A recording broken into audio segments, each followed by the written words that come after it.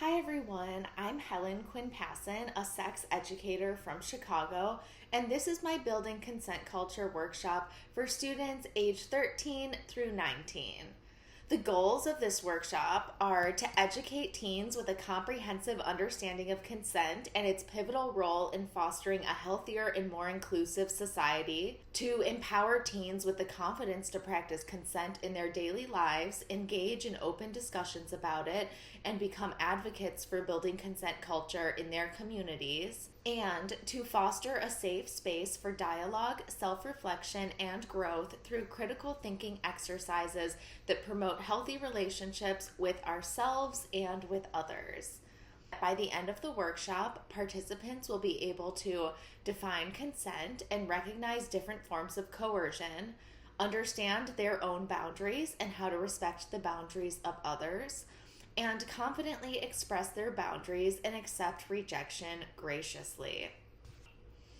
It's so important that we take the time to talk about such an important topic like consent and really make sure that you as students, as teenagers, know your rights, because we have lots of rights in this country, but if we don't know what they are, we can't demand them, we can't fight for them, and they can be taken away from us.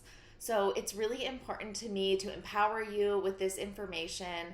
But in doing so, please remember to take care. We will define heavy topics like sexual assault and sexual harassment. If you need to take breaks, skip a section, do what works for you.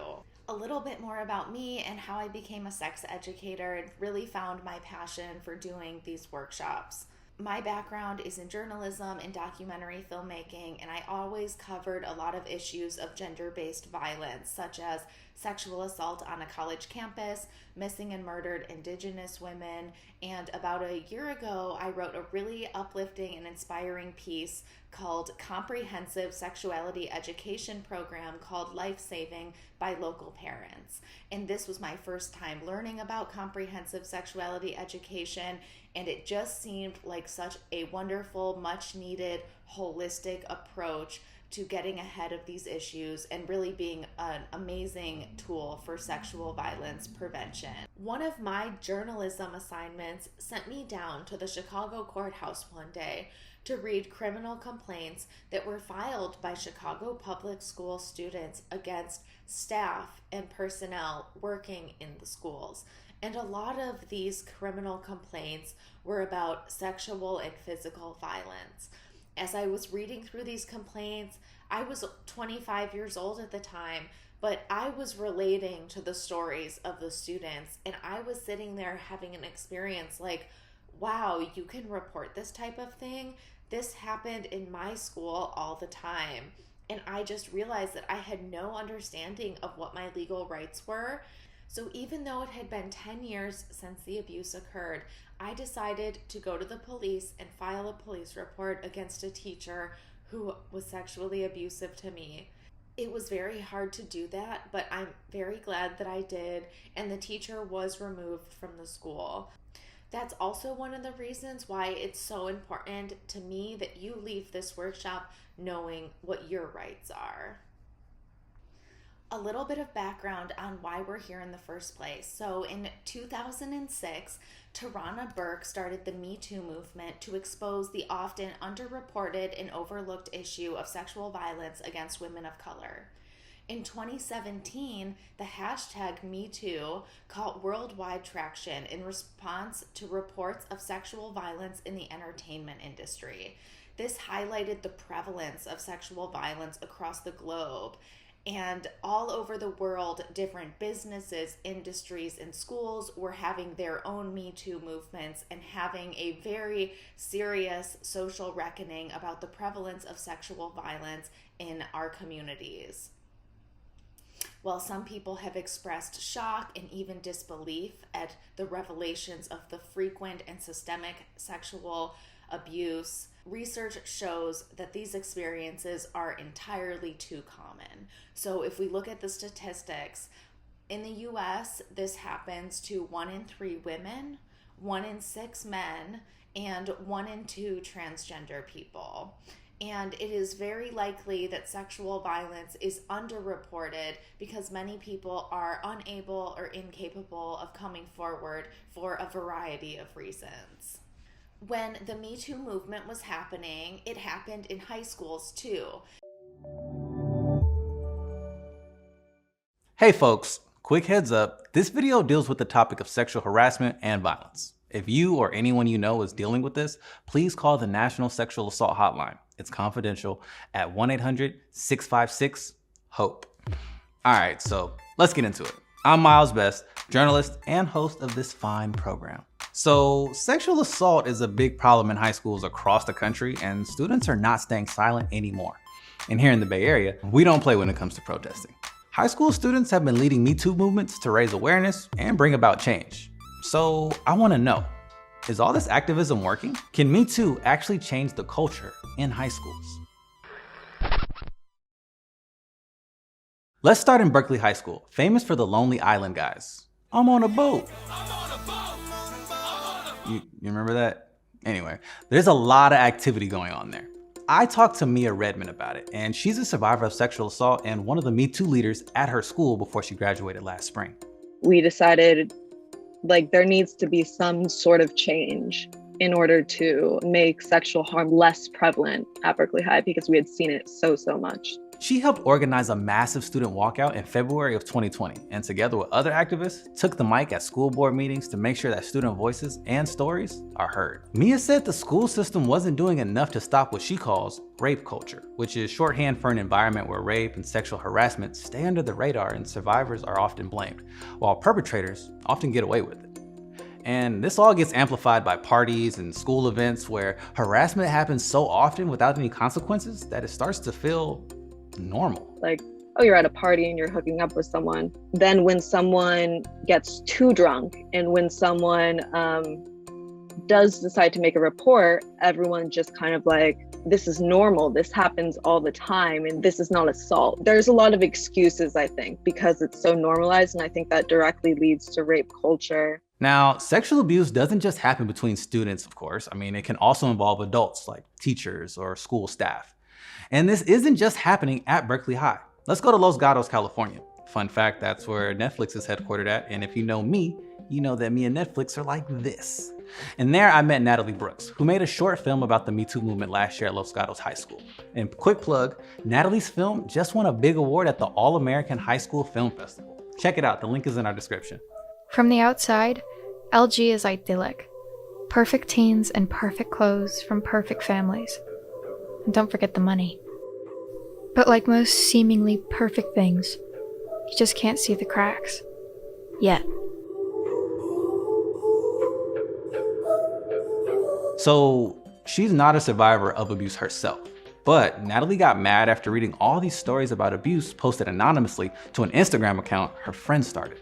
It was that everybody was sort of participating in that culture of just sort of careless misogyny, I guess, just sort of not addressing it and being like, oh, it's a joke, I think I was more people need to know about this. What can I do to help, I guess, spread the word that this is happening? This isn't just a Bay Area thing. This is a problem all over the country. Here are some scary numbers. In 2019, sexual violence in public K-12 schools increased by about 55% from 2015 to 2018. Now, we can't be sure though if this reflects a real increase in abuse or if nowadays with the whole larger MeToo movement, students feel more comfortable reporting abuse. But when it came out, the report was all over the headlines. I asked Mia and Natalie what they think the main reason is for all this sexual violence, and they both said it's that their schools didn't do enough to actively call it out and prevent it. Technically, there is a federal law called Title IX. It guarantees students the legal right to an education without being sexually harassed or assaulted. And it's hella long and complicated. So we thought, we want you to read it. So we're gonna give you 20 minutes. We're gonna sit here and y'all are gonna read through Title IX and I'm just gonna kick back. So enjoy that. Put 20 minutes on the clock, please.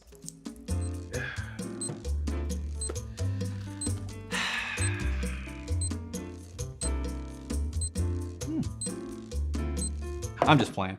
I took the bullet for you and I did all that reading so you don't have to, but here's what you need to know about this topic. First, If a student reports abuse that happens on campus or at a school-sponsored event, then the school is required to take legal action, whether it's an adult or a student accused of abuse. Number 2, Title IX also requires the accused to have the right to due process. A fair investigation to make sure it's not false reporting. Schools are supposed to have Title IX coordinators on staff who are trained to investigate these cases, but lots don't. And if they do, they don't always get the resources or budget they need to do their job. And if the incident happened at a non-school event, like a party or something, Title IX doesn't require that schools get involved. So, more often than not, they don't. And to make this even more difficult, survivors often don't want to report abuse for a bunch of reasons, like they're afraid of retaliation or the stigma if it gets out, or they just don't know how to file a report.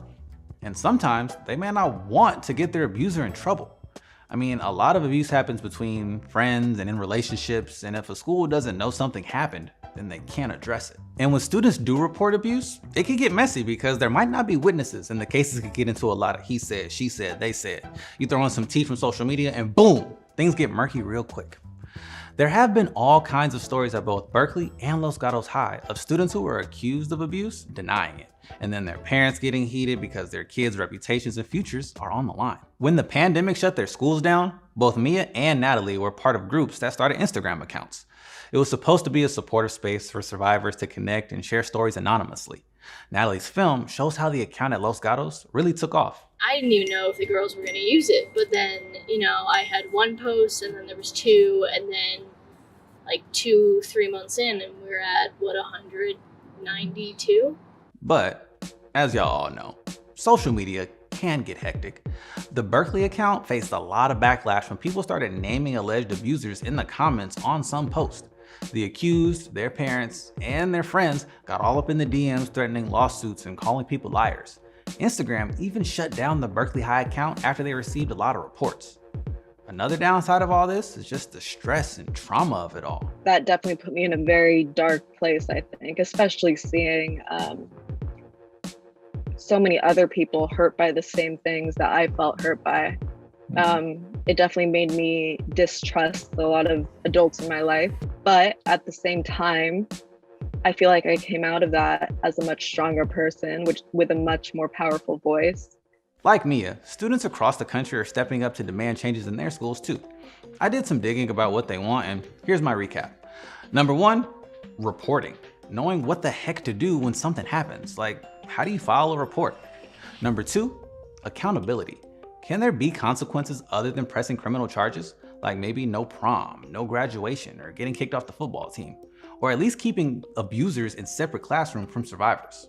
Number 3, sex education. Actually teaching what consent really looks like. Like more nuanced than just no means no. You know what I mean? And number 4, support. Offering survivors counseling and support groups. So back to my question from earlier. Did all this student activism actually make any difference? Well, it turns out that Berkeley High and Los Gatos High did make some pretty big changes. Things like hiring Title IX investigators, more training for staff and teachers, funds for classes about consent, an anonymous tip line. But students say there's still more to do. And now that students are back in person at school, MeToo activism is heating back up. I think we have a lot more power than we think we do.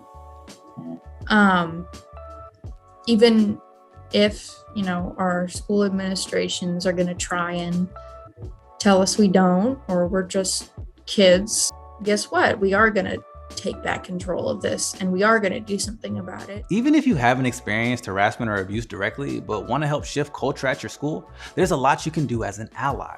It can be tough on survivors of assault to take on everything. They often need support with planning logistics for events or, just getting the word out. I think people could ask survivors, what can I do to help? Like, what will help you? What can I do? What can I say that could potentially make a change? Use what you're good at. That's what I did. I can't write. I'm terrible at public speaking. I get too anxious, but I can make films. For some reason, that works in my brain. But now we want to hear from you. What do you think are the best ways to prevent sexual violence in high school? And again, if you or anyone you know is dealing with this, please call the confidential National Sexual Assault Hotline at 1-800-656-HOPE. MeToo movement high school activists demanded help with these 4 things: reporting, accountability, sex education that focuses on consent, and survivor support. So this workshop serves to fill the sex education with a focus on consent need. And I wish that we could cover all of these today, but look forward to future workshops about these topics. And you can also see the page of resources that gives you a lot more information about reporting, accountability, and survivor support. Title IX is a federal law to prevent discrimination based on sex and gender in educational programs and activities. So Title IX applies to the whole United States, and it impacts any school that receives federal funding. So any school that receives money from the government. So this is all public schools and many private schools as well, although not all private schools. It's important you know about Title IX because Title IX gives you rights. So you have the rights to equal opportunities. This means in activities, sports, admissions, recruitment, scholarship, any opportunity at school. They cannot discriminate against you based off of your gender, and students of all genders need to have equal treatment. This is especially important when it comes to sports and athletics, because we know that even on a national level, men's sports teams get paid much more than women's sports teams. But Title IX says that in schools, if one sports team has a certain amount of funding, it has to be equal across the sports teams of all genders. And that also applies to facilities and opportunities. Title IX has special protections for students under sexual harassment and assault. So schools are required to take prompt and effective action to address any reports of sexual harassment or violence and to provide support and resources to victims. Gender equity have to make an honest effort to address gender-based stereotypes and ensure fair treatment and equal access to educational resources and opportunities. And most importantly, you are entitled to a complaint procedure. So if you report something to your school and they don't take it seriously, or they try to cover it up or dismiss it or mishandle it in any way, you have the right to file a complaint with the U.S. Department of Education of Civil Rights. And this is a form that you can fill out online. It's different state by state, but the form does exist. And there'll be a resource here to show you how to find your appropriate Title IX complaint form. I know it might sound really intimidating to file a complaint report with the U.S. Department of Education, and you might think that it'll just go into an abyss and be lost. However, I will say that I have filled out this complaint form before, and they do respond, they do an investigation, they take it seriously, so your voices will be heard. So what is consent?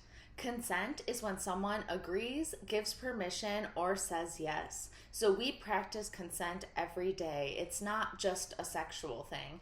It can be when we sign a contract or sign a consent form at the doctor's office, when we just say yes to something, shake on an agreement, or give a friend a friendly thumbs up.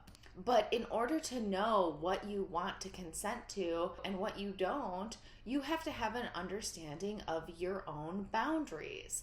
And so at this age, you're really just starting to find out what your own boundaries are, and they'll change over time. But boundaries help you define what you're comfortable with and how you would like to be treated by others. So they're kind of like rules that you have for yourself to keep yourself safe, healthy, etc. And boundaries can be physical, like with regards to personal space or physical touch. They could be digital, like you don't want someone to post a photo of you online without asking your permission first, or you don't want to be put in a group chat with someone who you don't know. And they can be emotional, like you can decide that you don't want to hang around toxic people, and you can create emotional boundaries. So in order to really get to know yourself and think about what your boundaries are, I want you to take a minute to think and write down 3 things that you like to do and that you want to do, and 3 things that you don't like to do and that you don't want to do. So I'll go ahead and give some examples for myself. Something I like to do and is 99% of the time always going to be a yes for me is I love to go to comedy shows. And my friends know that if they ask me to go to a comedy show, I'm very, very likely going to say yes. That's something I love to do. Something I do not like to do at all, and that requires some boundaries and respect from the people around me, is that I don't like anything horror related. I don't like haunted houses. I don't like horror movies. I saw one horror movie in my life when I was in 7th grade, and I'm still scared of it to this day. So my friends know that if they ask me or invite me to something like this, I'm absolutely going to say no. Now, they can still ask me, and when I say no, it's their responsibility to accept that no graciously and understand that it's not personal. It's just a boundary that I've set for myself to keep myself healthy and safe. And boundaries change as we grow. So now we're going to watch a really great video by amaze.org that does an excellent job of defining sexual harassment, sexual assault, and consent. There are some triggering topics mentioned, so please just be mindful and take care while you watch this video. Oh, sure, that's a great idea. But I'm not sure if Nicole is into horror films. Let me just ask her. Nicole? Hey, Nicole! You want to watch Werewolf vs. Zombie Vampire 6? Okay. Well, she didn't say no, so count us in. Sexual consent means that both people are actively willing to engage in a particular sexual behavior and express their consent by saying, yes, that's okay with me. But just because someone consents to engage in one kind of behavior does not mean that they have agreed to engage in another. Hello? It's you again. Gosh, this is the 3rd time today. No, I don't care if this is my once-in-a-lifetime opportunity to get the Sucker 3000 vacuum cleaner. Please, just stop harassing me. Sexual harassment is a type of bullying intended to hurt or intimidate someone. It can include making sexual jokes, comments, or gestures to or about someone, spreading sexual rumors in person, by text, or online, writing sexual messages about people on bathroom stalls or in other public places, showing someone inappropriate sexual pictures or videos, touching, grabbing, or pinching someone in a deliberately sexual way, asking someone to send you naked pictures of herself or himself, pulling at someone's clothing, and brushing up against someone in a purposefully sexual way. If you're being harassed, don't blame yourself. The idea that someone was asking for it because of something they did, said, or were wearing is false and unacceptable. It often can be helpful to start by telling the person doing the harassing to stop. Let him or her know that this behavior is not okay with you. If that doesn't stop the harassment, don't just ignore the behavior. Usually, ignoring it won't make it stop. Instead, tell a trusted adult about it. Telling someone sooner leads to faster results. Sexual assault is when someone does something sexual to another person without getting their permission first. That can include anything from touching someone's genitals, breast, or butt, inserting something into any of their body parts, or showing them something sexual when they haven't given their explicit consent. If he assaults you in any way, first remember that it's not your fault. No matter who you were with, how you were dressed, or what you were doing, you have nothing to feel guilty about, period. If anyone ever rapes you or hurts you in any way, get to a hospital fast. Tell them what happened, and they can help you take the steps to prevent illness or pregnancy and get you to the additional support you'll need.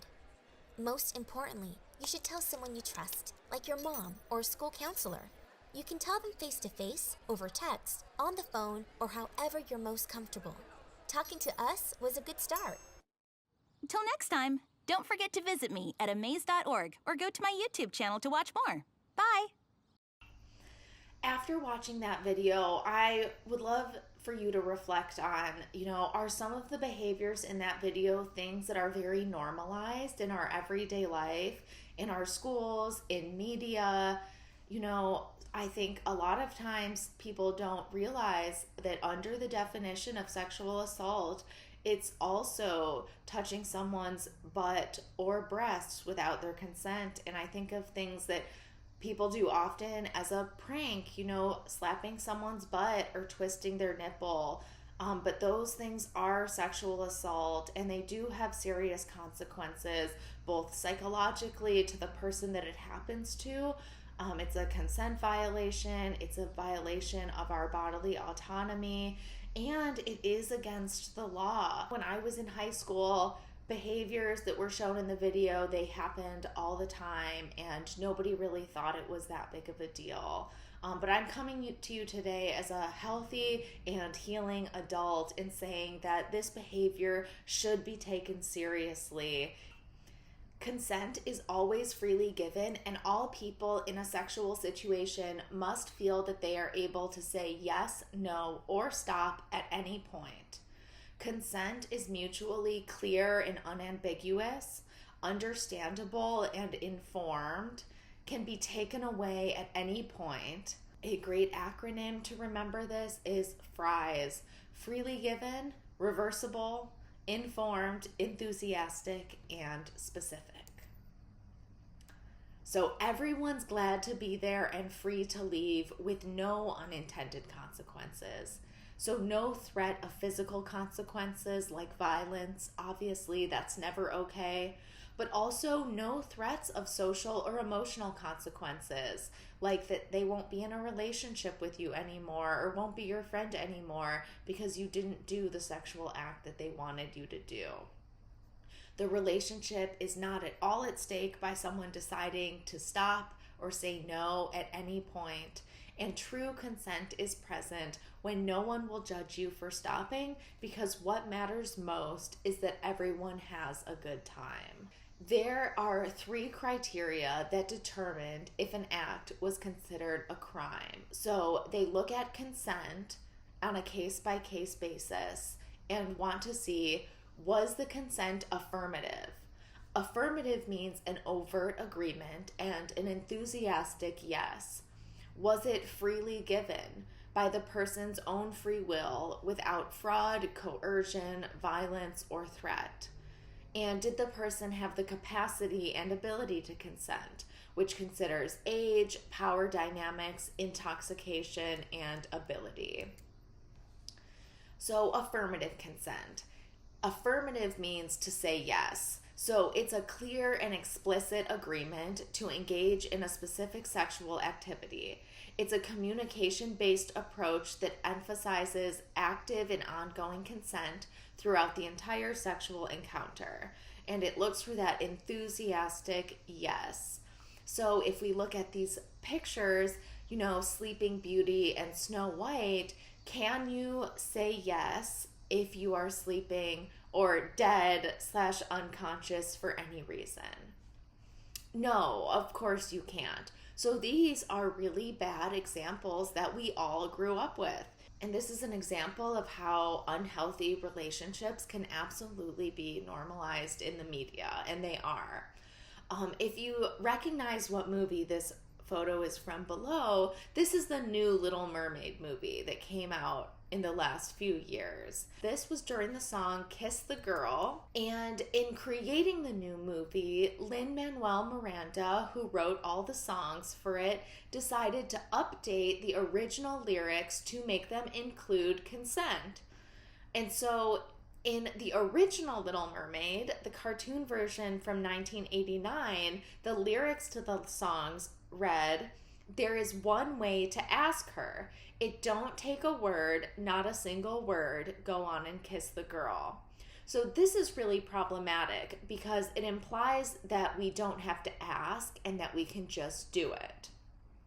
So in the 2023 version, they updated it to say, use your words, boy, and ask her. If the time is right and the time is tonight, go on and kiss the girl. And so this is just an excellent example of consent. Use your words, ask. If it's right for everybody, then go for it. The second legal criteria is, was the consent freely given? So in order for consent to be freely given, there cannot be any coercion or threat of physical and emotional consequences. Consent must be given of the person's own free will for no other reason than they just genuinely want to. Someone makes you feel obligated or forced to do something that you don't want to do, you may be experiencing coercion. What is another word for coercion? Peer pressure, right? So in this little meme of Jim from The Office, if they say no, don't keep asking. Coercion is not consent. Because if you coerce someone into doing something and then they say yes, it's still not considered consensual. And this is under the eyes of the law. So sexual coercion is the act of using pressure, alcohol, drugs, or force to have sexual contact with someone against their will, and includes persistent attempts to have sexual contact with someone who has already refused. So here are some examples. They might make you feel like you owe them because you're in a relationship, because you've had sex before, because they spent money on you or bought you a gift, or because you went home with them. So doing any of these things does not equate to consenting to sexual activity. Okay, there aren't many things in this world where we expect, if you come to my house and you're a vegan, that you're going to eat meat and cheese that night. So why would we expect for someone, just because they came to our house, that they're going to have sex with us? Okay, sex is not something that can be owed. Sex is something that is shared between two people for pleasure and intimacy and connection. They might give you compliments that sound extreme or insincere as an attempt to get you to agree to something. This can also be called love bombing. They might badger you, yell at you, or hold you down. They might give you drugs and alcohol to loosen up your inhibitions. And this is a very common tactic. So using alcohol as a date rape drug. Alcohol is the #1 most commonly used date rape drug. So while there are things out there like roofies or other sedatives that someone could slip into your drink, the most commonly used one is alcohol, and it's done by saying, hey, chug this beer with me, take this shot with me, and getting you to drink more and more and more with the intention of taking advantage of you sexually. And this is especially concerning if the person who is giving you drugs or alcohol is older, say you're underage or under 21 and they're an adult. I know that it can feel really exciting as a teenager if an adult wants to spend time with you or wants to give you exciting gifts like drugs and alcohol. But I am telling you that no healthy adult is going to do that. And the types of adults that would do that are very likely trying to get something from you. And it could be predatory, violent, and very dangerous. It's illegal to give drugs or alcohol to someone underage. So why would they risk it? What's in it for them? They might play on the fact that you're in a relationship, saying things like, sex is the way to prove your love for me, or if I don't get sex from you, I'll get it somewhere else. They might react negatively, like with sadness, anger, or resentment if you say no or don't immediately agree to something. They might continue to pressure you after you've already said no. They might make you feel threatened or afraid of what might happen if you say no. And they might try to normalize their sexual expectations by saying things like, I need it, I'm fill in the blank. They could say, I'm horny, I need it, or I'm going to get blue balls. I'd like to debunk the myth of blue balls. Blue balls is not a threatening medical condition, and it's not okay to pressure someone into doing something sexual with you just because of some slight discomfort you may experience as you're getting ready to ejaculate. That doesn't require another person, especially if that person doesn't want to participate. So it's certainly not a reason to sexually assault someone. Let's talk about age. Age of consent is the most complicated, layered, and specific out of all of the legal criteria. So I highly recommend that you go to this QR code. It'll take you to RAINN's page that has every state listed out, because all of the states have really different laws that are extremely relevant to keeping you and your romantic partners safe. So if you go to any of the links that I've posted so far, I would want you to go to this one the most. This is really important, and I can't cover the specific laws for each state in this workshop. So in most states, the age of consent is actually 16. In some states, it's 18, and in other states, it's 17. However, in the states where the age of consent is 16 or 17, what this means is that you are legally allowed to have sexual relationships with your peers. And it's very important that you understand the role of power dynamics in these age of consent laws, because at age 16, at age 17, that doesn't just mean that you can have sexual relations with any adult of any age and it's considered consensual. There has to be equal power dynamics. So only with your peers, and only with your peers that are also of the age of consent in your state.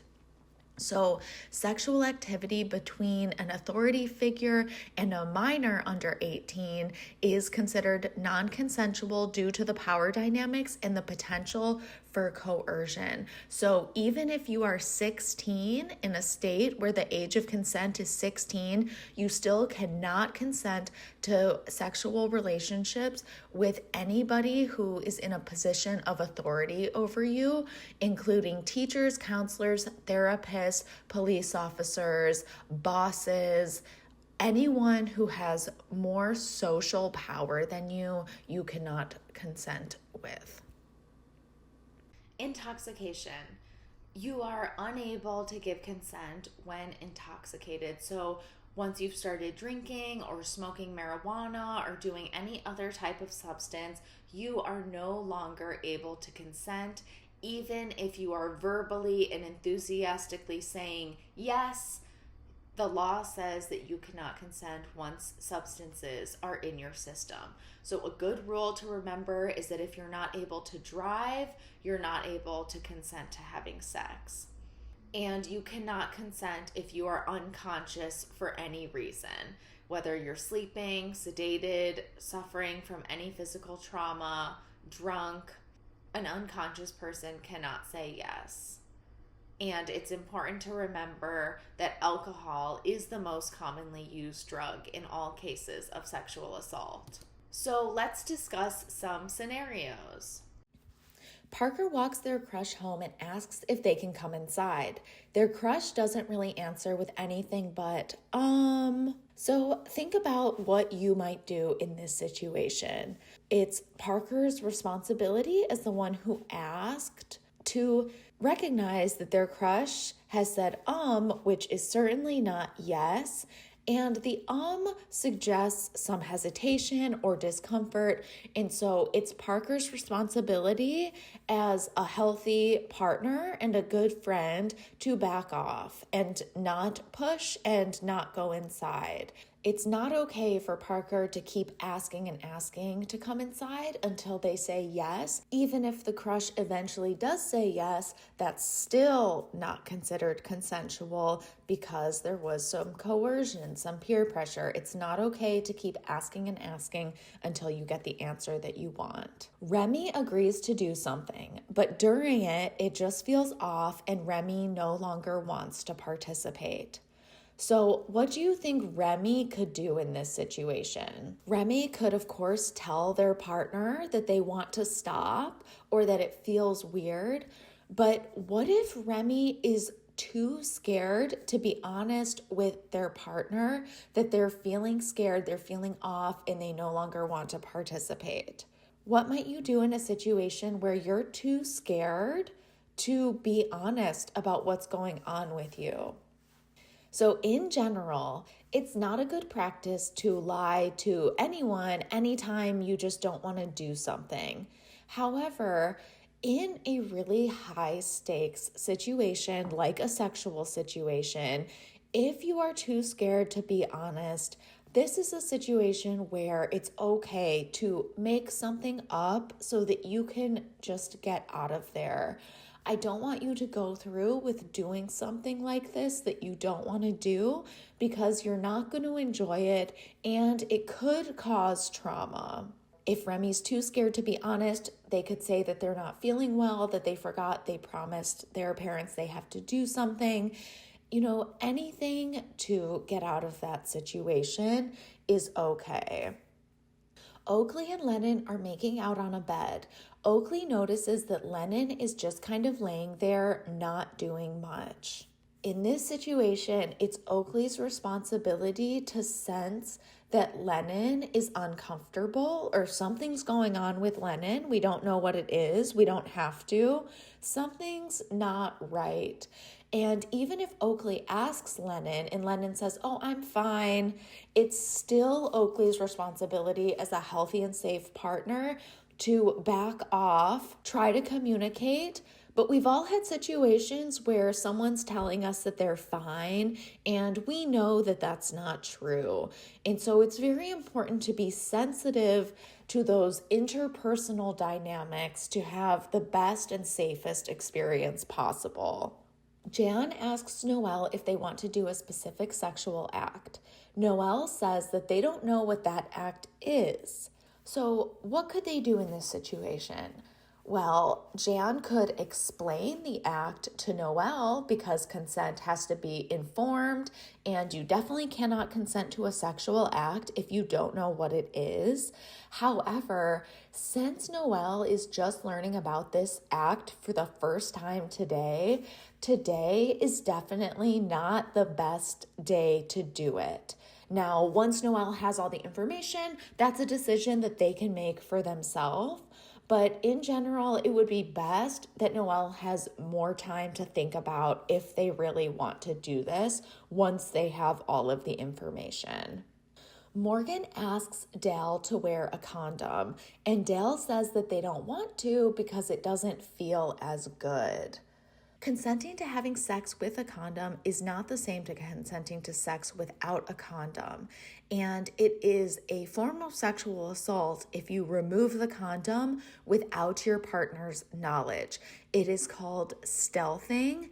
And so, of course, my recommendation as a sex educator would be to wear a condom because it's safest, it's healthiest. However, people who are adults of the age of consent, they can make those decisions if they do or don't want to use a condom. However, consent still needs to be practiced here, just like it does with every other sexual situation. And it's never okay to pressure someone to not use a condom, and that is still coercion.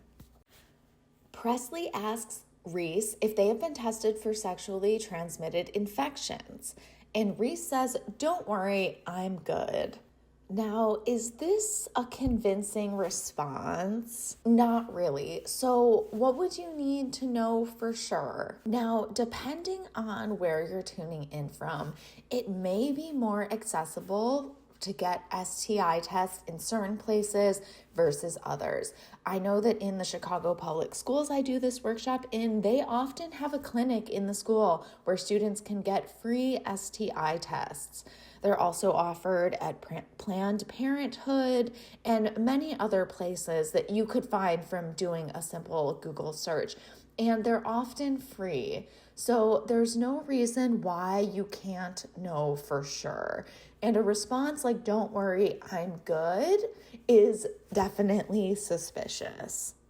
while we've talked so much about understanding our own boundaries and thinking about things we do want to do, don't want to do, and how to navigate and communicate in those situations, it is so important that we acknowledge that rejection is a universal experience.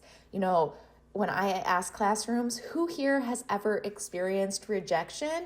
Maybe a few people will raise their hands, but every single person should be raising their hands. We have all been told no before, and we've all gone through things like not getting a job we want, not getting into a school or a certain program that we applied for, having friends or peers stop wanting to be friends with us, not fitting in, having romantic feelings for someone who doesn't have them back, or going through a breakup. And these are some of the most painful human experiences we go through because it does hurt. It does feel personal, and we are entitled to feel our feelings. It is normal to feel sad and angry about these things. However, in order to be in healthy relationships with ourselves and with others, it is our responsibility to accept rejection graciously.